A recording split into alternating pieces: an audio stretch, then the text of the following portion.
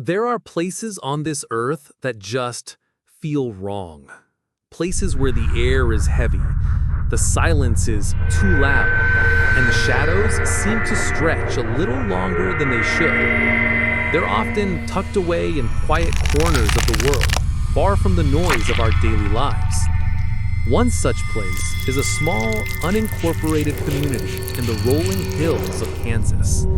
The name of this place is Stull. To most, it's just another quiet farming hamlet. But to others, it's known by a different name. They call it one of the 7 gateways to hell. Right now, we aren't going to talk about facts or history. Not yet.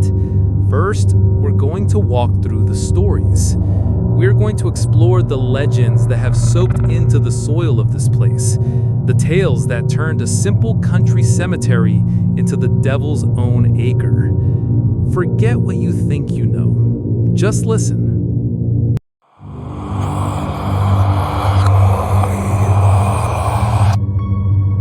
Our tour of the darkness begins with the church. For decades, a stone church stood here, a skeletal ruin against the Kansas sky. They say this was the epicenter. The first legend, the one everyone whispers, is that this church was possessed. It was said that despite having no roof, rain would never fall inside its walls, as if an invisible, unholy umbrella protected the ground from being cleansed by the heavens. Others claimed that if you threw a bottle at its stone walls, it would bounce off without breaking, repelled by some unseen force. But the church's most terrifying secret was supposedly hidden from sight. Imagine it's midnight. You slip past the rusted fence and step inside the ruins. In the darkest corner, hidden beneath years of debris, you find it. A set of stone steps leading down into blackness. This, the story says, is the staircase to hell. It is the seal to the gateway itself, a seal that only breaks twice a year, on Halloween and the spring equinox.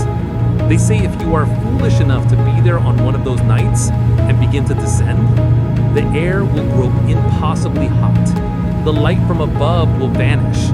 You can walk for what feels like days or even weeks and never reach the bottom. And if you try to turn back, you might find that you can't. You are on a one-way passage to the underworld.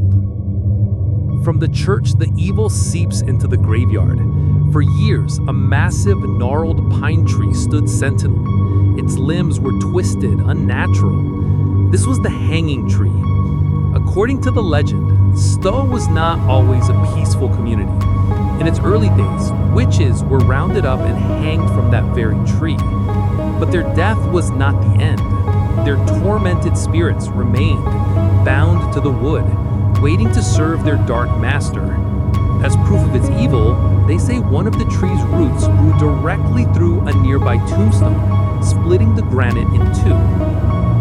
And who exactly were they waiting for?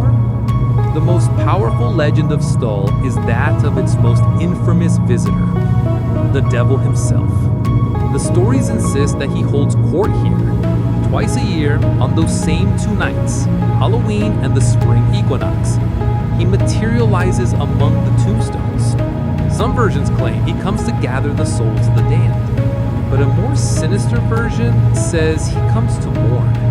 They whisper that one of the unmarked graves, sometimes said to be under a stone marked Quidditch, belongs to his own half-human child, born of a witch. On these nights, the devil appears in the form of a black-furred werewolf to stand a lonely, terrible vigil at the grave. Now, these are all local tales, but one story took the legend global. It's the story of the Pope's diverted flight. The legend states that in the 1990s, Pope John Paul II was on a tour of the United States. As his private plane flew over the Midwest, he was supposedly alerted to their flight path. When he learned they were about to pass over the airspace of Stull, Kansas, he allegedly ordered the pilot to immediately reroute.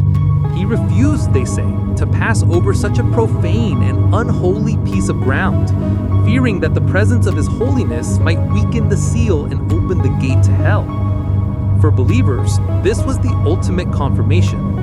The darkness in Stull was real.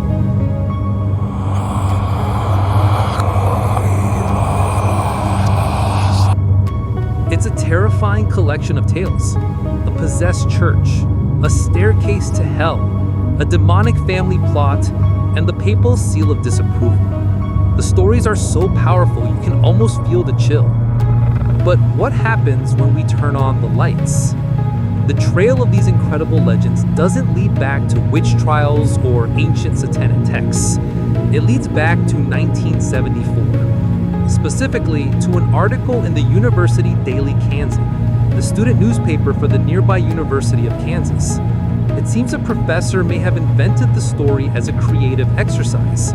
Before that article, there is almost no documented mention of anything supernatural in Stull. After it, the story became a virus. Suddenly, the mundane became sinister.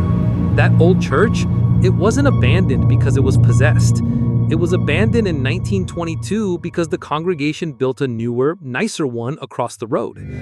The reason it was demolished in 2002, decades of neglect and constant vandalism from people who believed the legend made it a public safety hazard. The staircase to hell? No one has ever produced a single photograph or piece of evidence that it ever existed. Even the real tragedies of Stull were twisted to fit the narrative. That grave the devil supposedly visits, many believe the legend attached itself to the grave of a little boy named Oliver Bonmeyer, who died in a tragic fire. This wasn't a demon, this was a child whose family tragedy was co-opted for a horror story. And the Pope's flight? It's pure fiction. There are no Vatican records, no flight logs, no credible sources to support it.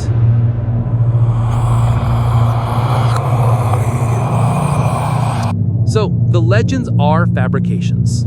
Case closed, right? But this is where the story gets its final chilling twist.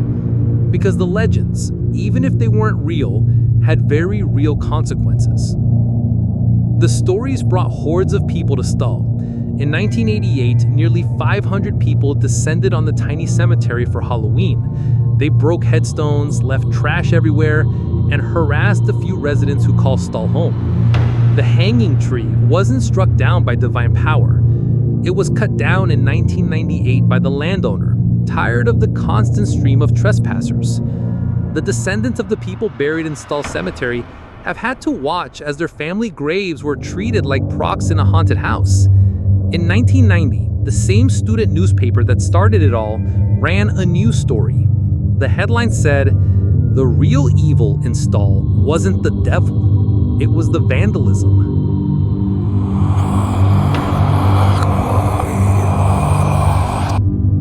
The story of Stull, Kansas isn't really about a gateway to hell. It's about our relationship with stories. It shows how easily a rumor can grow into a legend so powerful it desecrates a real, quiet place of rest. It forces us to ask some uncomfortable questions. Why do we want to believe in places like this? What does it say about us that we find the story about a demonic child more compelling than the real human tragedy of a boy lost in a fire? Perhaps the truth in place isn't the one between our world and another. Perhaps it's the fragile line between fact and fiction. Stull Cemetery isn't haunted by demons or witches. It's haunted by a story that took on a life of its own, proving that sometimes the most destructive force in the world isn't a supernatural evil, but a human one. And that, in its own way, is a much scarier thought.